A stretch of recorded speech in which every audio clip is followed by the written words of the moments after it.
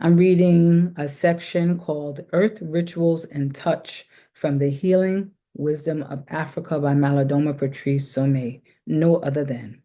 One aspect of Earth ritual that people in the West are clearly in need of involves touching. Human hands carry a huge amount of healing energy, provided that one is aware of the kind of mental alignment that must accompany their touch.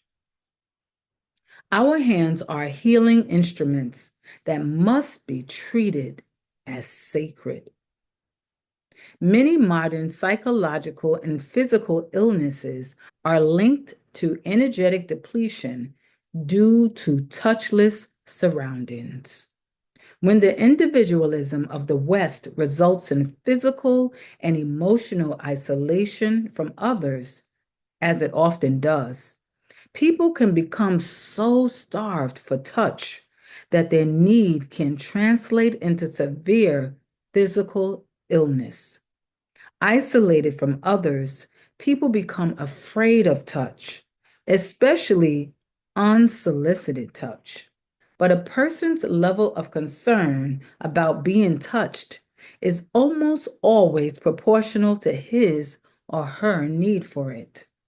There is a deeply sacred dimension to touch, and therefore, a ritual that authorizes people to touch one another allows them to relax in a sacred context. So there is a need to reacquaint people with the sacredness of touch.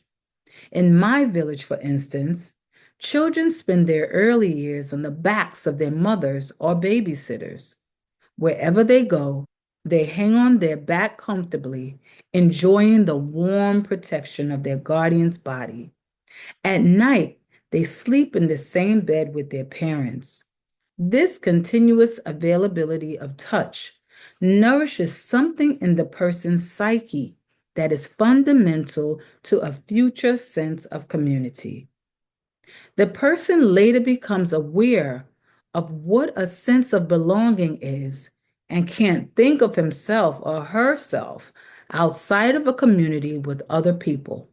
I believe strongly that people who crave community in this country also crave the healing touch of human hands.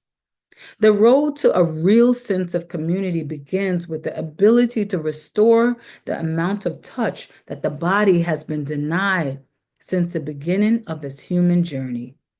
The craving of the body for what is vaguely known as love corresponds to the need for filling up the great hole left in the psyche by a lack of tender physical contact. Restoring touch will help make it possible to stay in touch. When people get together, the initial enjoyment of the encounter comes from the psyches touching one another energetically at close proximity.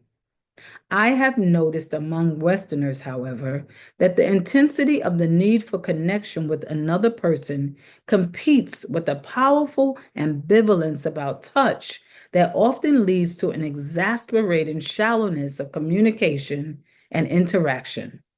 One sees this quite literally between two people who love each other but who are in conflict. They fail to recognize that their difficulties may have nothing to do with one of them being wrong about issues between them.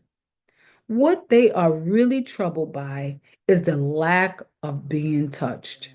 What I saw. And this read comes out of The Healing Wisdom of Africa by Malidoma Patrice Some.